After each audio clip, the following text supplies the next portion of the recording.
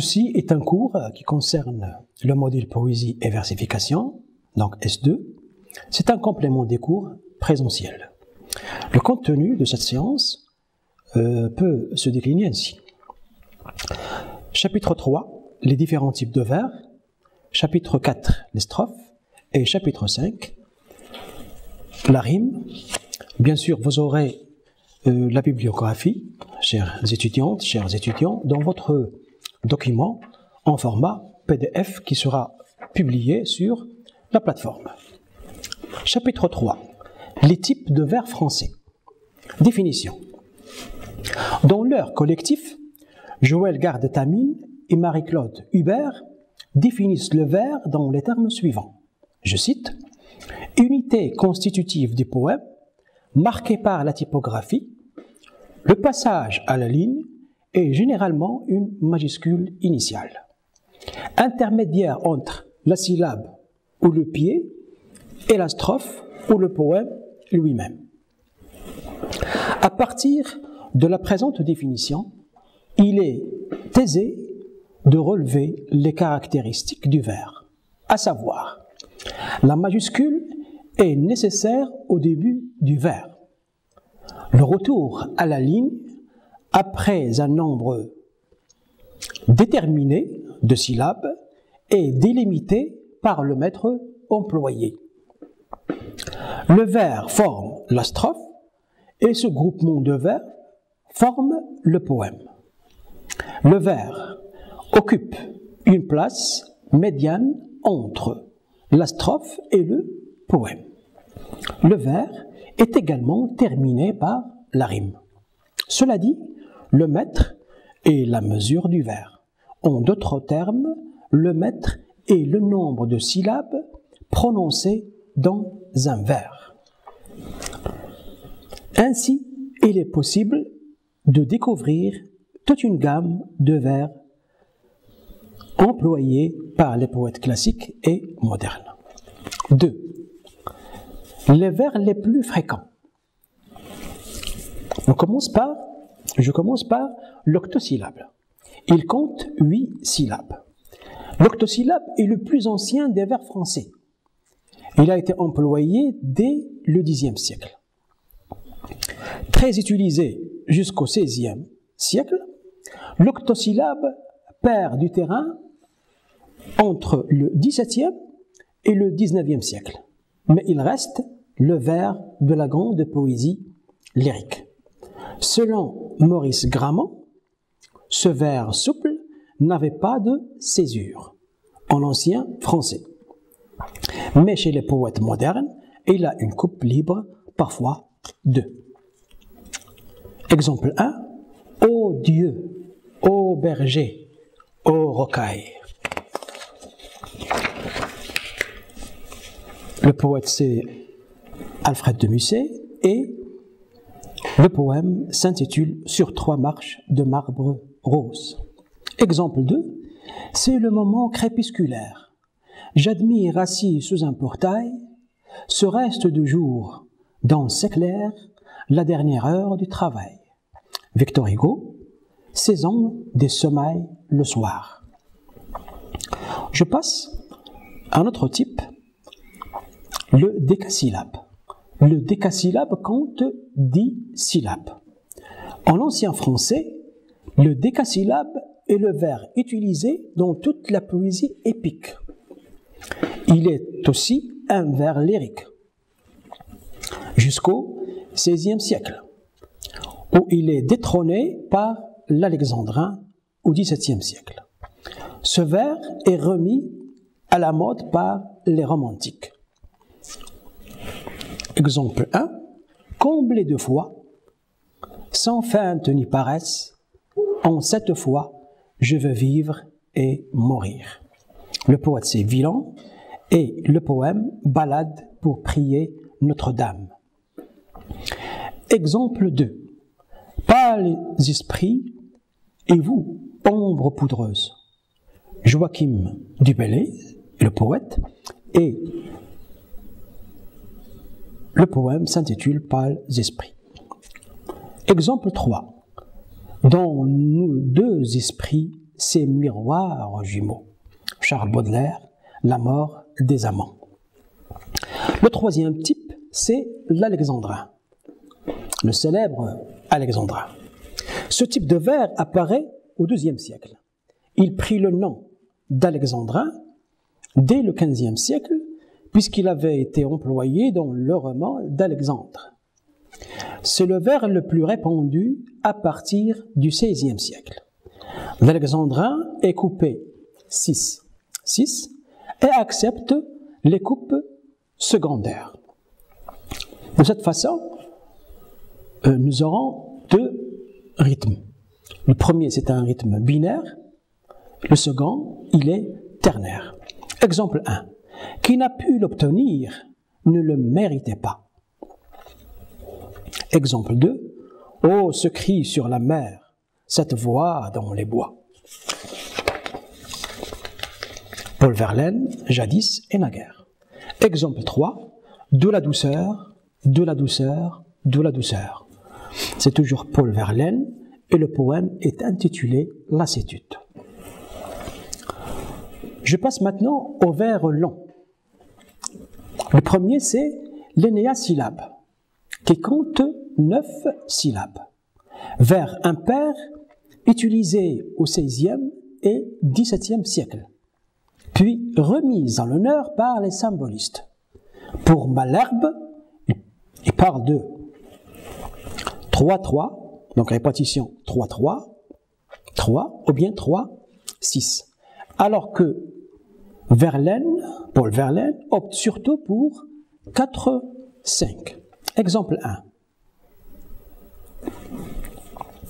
De la musique avant toute chose, et pour cela préfère l'impair, plus vague et plus soluble dans l'air, sans rien en lui qui pèse ou repose. Paul Verlaine, art poétique. Nous avons aussi un autre exemple, exemple 2, allons voir sur les herbes nouvelles. 3. L'anticasyllabe. C'est un vers qui compte 11 syllabes. Utilisation irrégulière. 5-6, 6-5. 5 syllabes, 6 syllabes, ou bien 6 syllabes, 5 syllabes. Exemple, l'eau des bois se perdait sur des sables vierges. Le vent du ciel jetait des glaçons au mar. Or, tel qu'un pêcheur d'or ou de coquillages, dire que je n'ai pas eu ceci de boire. Arthur Rimbaud, Larmes. Et si on parle de vers longs, on doit parler aussi de vers courts. Dans cette catégorie, nous avons le 10 syllabes qui compte 2 syllabes, l'hexamètre qui compte 6 syllabes. Le 10 syllabes et l'hexamètre, ce sont des vers courts et des vers pairs. Généralement, les poètes qui optent pour les vers comportant un nombre impair de syllabes les considèrent comme plus musicaux. Par exemple, l'heptasyllabe, 7 syllabes, le pentasyllabe, 5 syllabes, et le trisyllabe, 3 syllabes. Il y a une remarque qu'on ne doit pas oublier, c'est qu'il y a des poèmes où se trouvent mélangées les formes de maître. Exemple 1. Mon enfant, ma sœur. Mon enfant, ma sœur, 5 syllabes. Songe à la douceur, 5 syllabes. D'aller là-bas, vivre ensemble, 7 syllabes. Charles Baudelaire, et le poème s'intitule L'invitation au voyage. Exemple 2. Mais voilà l'oiseau lyre qui passe dans le ciel. L'enfant le voit, l'enfant l'entend, l'enfant l'appelle. Sauve-moi, joue avec moi, oiseau. Nous avons 6 syllabes. Mais voilà l'oiseau lyre, 6 syllabes. Sauve-moi, 3 syllabes. Oiseau, 2 syllabes. Le poète, c'est Jacques Prévert, le recueil Paroles et le poème Page d'écriture. Je passe maintenant au chapitre 4, les strophes. 1. Définition. Selon le même dictionnaire de critique littéraire qu'on vient de citer, la strophe peut être définie comme une, je cite, unité sémantique entre le vers et le poème, qui permet de le construire tant par ses régularités formelles que parce qu'elle articule des idées. La typographie qui l'isole n'est qu'un artifice non nécessaire, qui, lorsqu'il existe, ne fait que mettre en évidence son organisation. La strophe représente en effet une combinaison de rimes à partir des 3 schémas de base, rimes suivies, croisées et embrassées. Elle se définit également par une combinatoire de mètres. Ainsi, comme l'ont fait valoir Hubert et Tamine, la strophe possède les traits suivants qui la déterminent. 1. La strophe est une unité sémantique médiane entre le vers et le poème. Donc la strophe, on peut la situer entre le vers et le poème. Et c'est une unité sémantique. La typographie met en évidence l'organisation des strophes se détachant l'une de l'autre. Donc sur le plan typographique, ce plan-là, ce niveau-là, permet de déterminer, de distinguer entre les strophes. La strophe présente une disposition et une conjonction de rimes. La strophe présente une disposition, une conjonction de rimes, comme nous allons le voir dans le chapitre qui suit, qui concerne bien sûr les rimes. La strophe donne lieu parfois à un arrangement de mètres différents.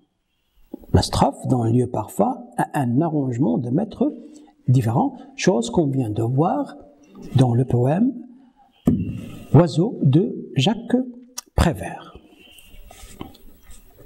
2. Les types de strophes. La strophe est un groupement de 2 à 12 vers. Et cet ensemble se répète habituellement dans le poème.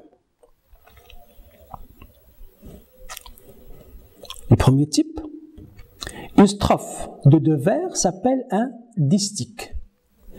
Elle est construite sur une seule rime, A. Elle est souvent isométrique et assez rarement employée seule. Isométrique signifie ici que la strophe ne comporte que des vers ayant le même nombre de syllabes. Exemple. Il vivait, il jouait, riante créature. Que te sert d'avoir pris cet enfant, ô nature? Victor Hugo, recueil Les Contemplations, poème c'est Épitaphe. 2. Une strophe de 3 vers s'appelle un tercet.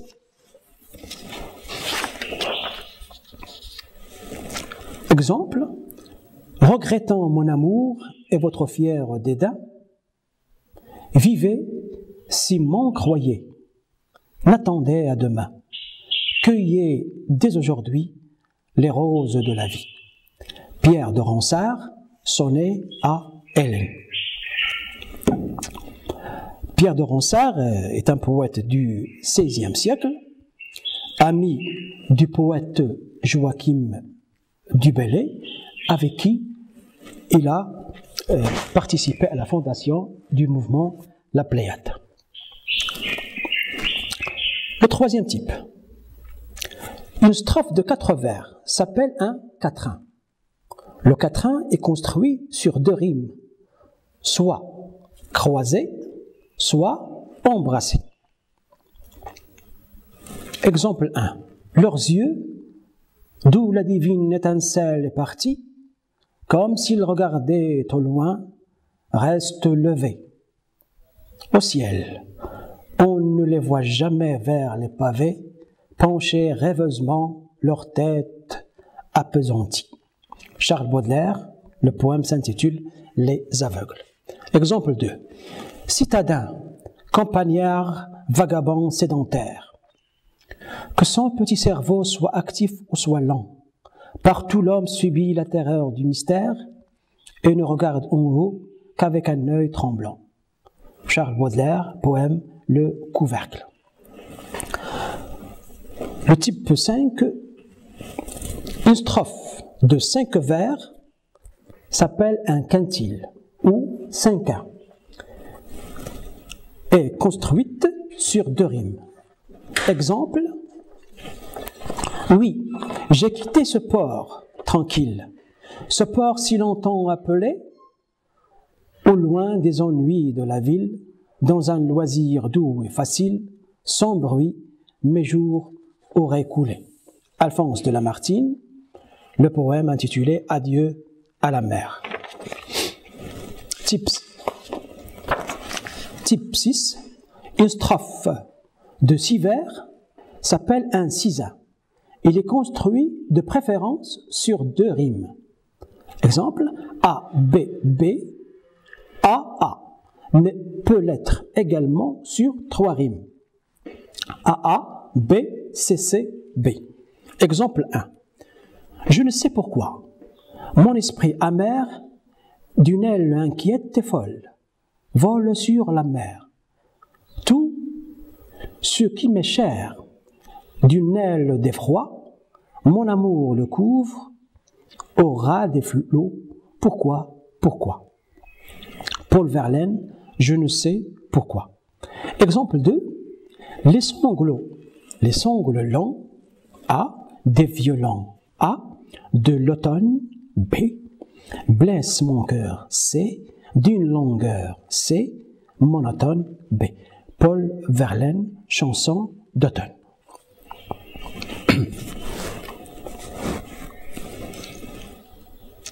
Une strophe de 7 vers s'appelle un septin. Une strophe de 8 vers s'appelle un huitain.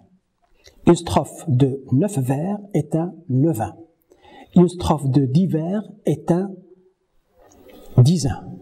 Une strophe de 11 vers est un onzain. Une strophe de 12 vers est un douzain.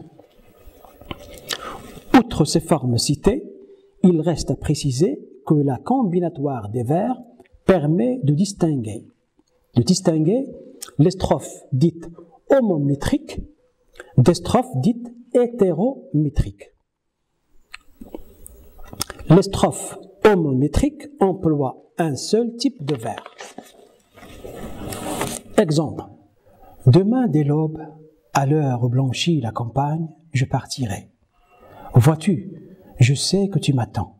J'irai par la forêt, j'irai par la montagne. Je ne puis demeurer loin de toi plus longtemps. Le premier vers. Demain dès l'aube, à l'heure où blanchit la campagne. 12. Vers 2. Je partirai, vois-tu, je sais que tu m'attends. Donc c'est une strophe homométrique. Les strophes dites hétérométriques mêlent des vers différents. Exemple 2. Que de pleurs ont coulé sur tes pieds que j'adore. Depuis l'heure sacrée où, du sein d'un martyr, dans mes tremblantes mains tu passas, tiède encore de son dernier soupir. Le poète c'est Alphonse de Lamartine et le poème intitulé Crucifix. Ce poème-là, il mélange, il y a présence de 2 types de vers, les alexandrins, puis il y a des vers de 6 syllabes. Chapitre 4, chapitre 5. La rime. Définition. Selon Bernard Dupriez, la rime est, je cite, l'identité d'un certain nombre de phonèmes à la fin de 2 ou plusieurs vers. Je vais faire une citation. Quant à Robert de Loffre, il formule certes une définition plus détaillée. Je cite, « La rime comprend un aspect phonétique et un aspect graphique. Phonétiquement, on peut en gros définir la rime comme l'homophonie de la dernière voyelle tonique du vers et de tout ce qui suit. Quand on parle ici de voyelle, on entend évidemment le son voyelle et non la voyelle lettre. La rime n'implique pas l'identité ou homonymie graphique. Partant de ces définitions, nous pouvons relever plusieurs traits de la rime. 1. La rime est une identité sonore, c'est-à-dire une homophonie intervenant à la fin des vers. Exemple, saison, maison, saison, maison. Nous avons C, première syllabe, zon, deuxième syllabe. Raison, ré, première syllabe, et zon, deuxième syllabe. Le retour de la même voyelle accentuée et d'autres phonèmes qui l'accompagnent est géré par le type de strophe adopté. La rime a un aspect phonétique, de ce fait, ce qui rime, c'est ce qui est perçu par l'oreille.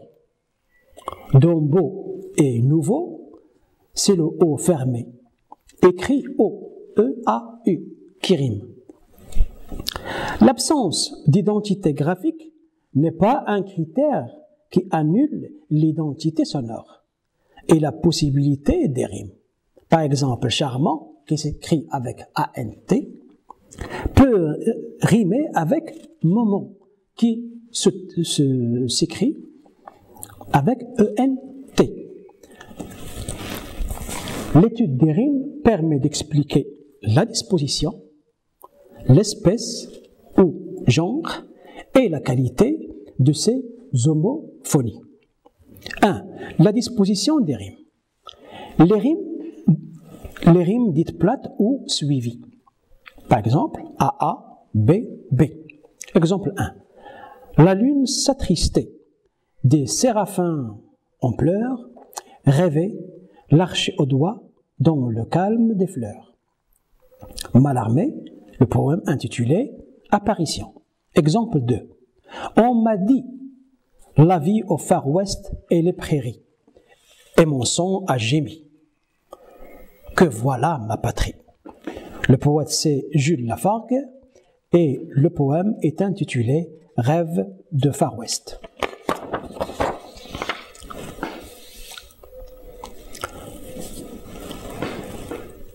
Le deuxième type de rime, les rimes croisées. Les rimes croisées ou entrelacées ou alternées. Selon le schéma AB, AB.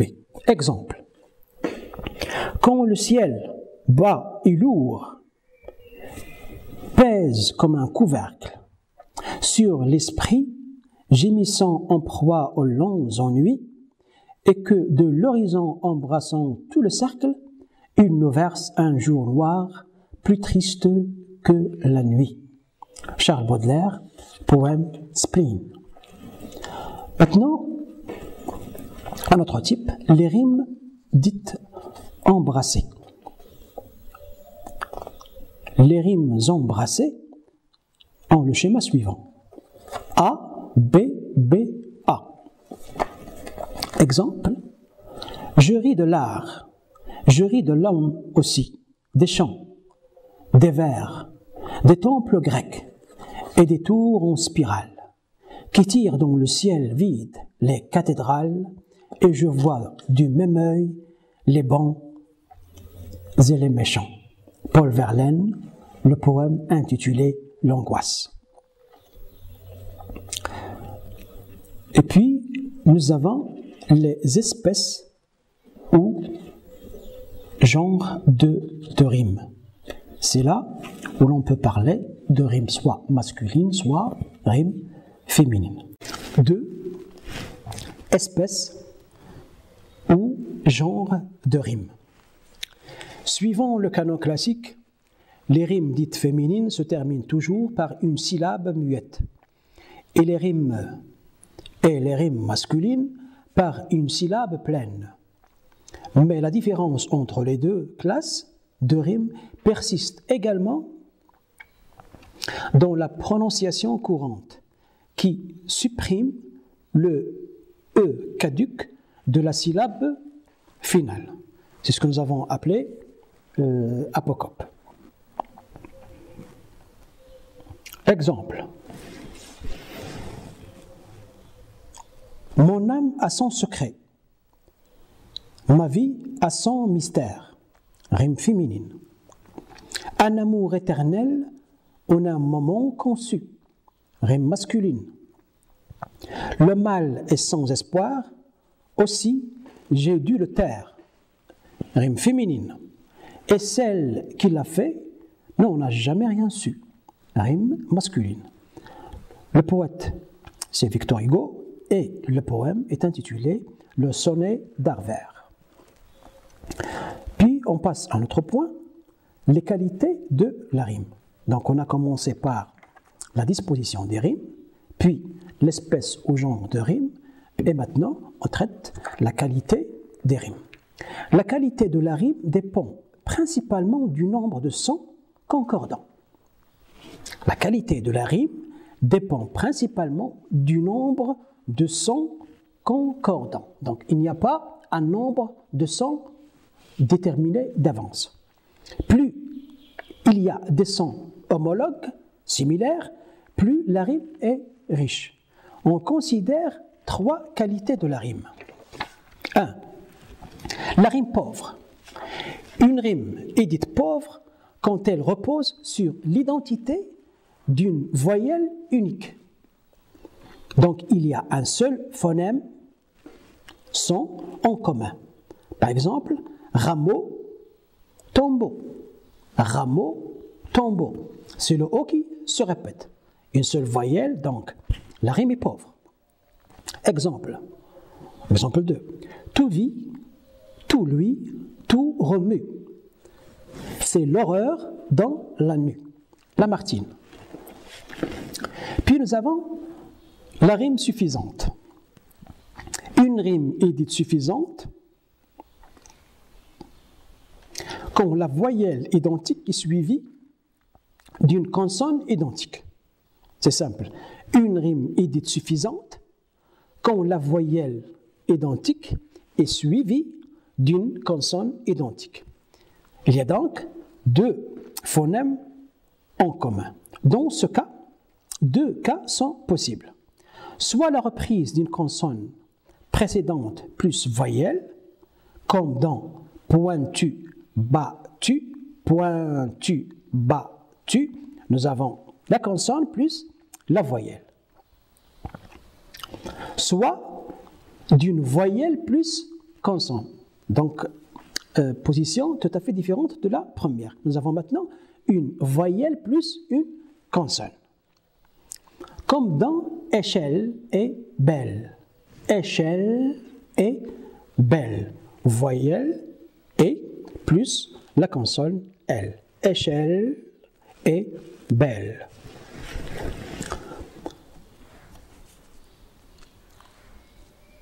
Je passe maintenant à la rime riche. Les rimes riches sont celles qui présentent l'homophonie d'un élément de plus que ceux des rimes suffisantes. Donc, si vous avez une rime suffisante qui a...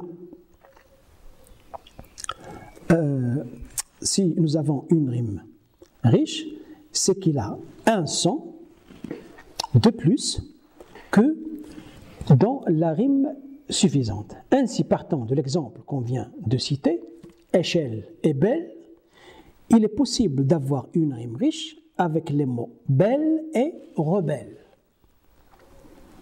Là, nous avons belle, nous avons la consonne B, la voyelle E et la consonne L. Belle.